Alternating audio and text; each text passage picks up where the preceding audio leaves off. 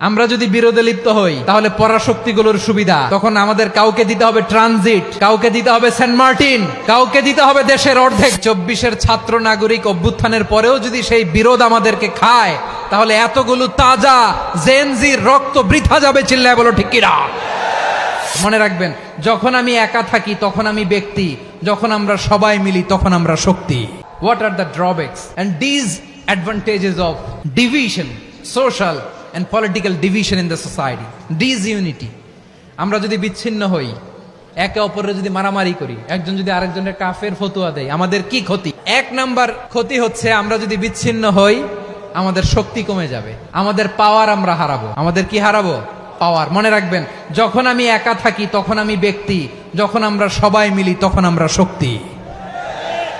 এই শক্তি নিয়ে আমাদের সামনে এগিয়ে যাওয়ার দরকার আছে না নাই?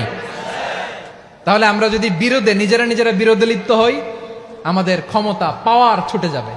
আমরা এই পাওয়ার হারাতে চাই না, ঠিক কিনা বলেন? রব্বুল আলামিন ঠিক তাই বললেন।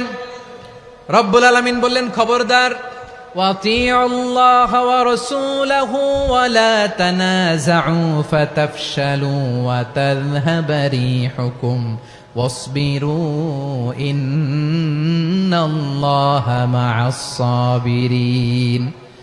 আল্লাহর আনুগত্য করো, নবীর আনুগত্য করো, কিন্তু খবরদার নিজেরা বিরোধে লিপ্ত হয়ো না, নিজেরা মারামারি করো না, তাহলে তোমাদের শক্তি কমায় দিবে কে? ফাতাফশালু, তোমরা সাহস হারাবা, ওয়া তাযহাবা রিহুকুম, তোমাদের শক্তি কমে যাবে, পাওয়ার কমে যাবে। তাহলে আমরা যদি নিজেরা মারামারি করি, আমরা নিজেরা যদি বিচ্ছিন্নতায় লিপ্ত হই, আমরা যদি মতানৈক্য করি, তাহলে আমাদের শক্তি কমে যাবে, ঠিক কিনা? আমরা শক্তি কমাবো। আচ্ছা, ছোট্ট একটা বাঁশের কঞ্চি যদি আপনারা দেয়, পায়ের মধ্যে ধাক্কা দিয়ে ভাঙতে পারবেন না? এরকম বাঁশের কঞ্চি যদি 20টা একসাথে জোড়া লাগায় দেয়, ভাঙতে পারবেন? কথা বোঝে নাই মনে হয়। চিকন একটা বাঁশের কঞ্চি দিলে ভাঙা যাবে না? এরকম চিকনই 20টা বাঁশের কঞ্চি একসাথে লাগাই দিলে ভাঙতে পারবেন? কারণ যখন আমি একা থাকি তখন আমি ব্যক্তি, যখন আমরা সবাই মিলি তখন আমরা শক্তি। আমরা যেন শক্তি না হারাই। আমরা বিরোধে লিপ্ত হলে আমাদের শক্তি কমে যাবে। এই হচ্ছে 1 নাম্বার ডিসঅ্যাডভান্টেজ। 2 নাম্বার ডিসঅ্যাডভান্টেজ হচ্ছে আমরা নিজেরা বিরোধে লিপ্ত হলে অন্যরা আমাদের মাথায় কাঁঠাল ভেঙে খাইতে সুবিধা হয়। কথা বোঝেন নাই? আমরা যদি বিরোধে লিপ্ত হই তাহলে পরাশক্তিগুলোর সুবিধা তখন আমাদের কাউকে দিতে হবে ট্রানজিট, কাউকে দিতে হবে সেন্ট মার্টিন, কাউকে দিতে হবে দেশের অর্ধেক। চিল্লায় বলো ঠিক কিনা? নিজেদের প্রবলেম সলভ করার ক্যাপাসিটি আমাদের আর থাকবে না। নিজেরা বিরোধে জড়ালে পরাশক্তিগুলো আমাদের মাথায় কাঁঠাল ভেঙে খায়। তখন ভারতের পিছনে দৌড়াতে, আমেরিকার পিছনে দৌড়াতে আমাদের জুতার তলা ক্ষয় হইয়া যাইবে।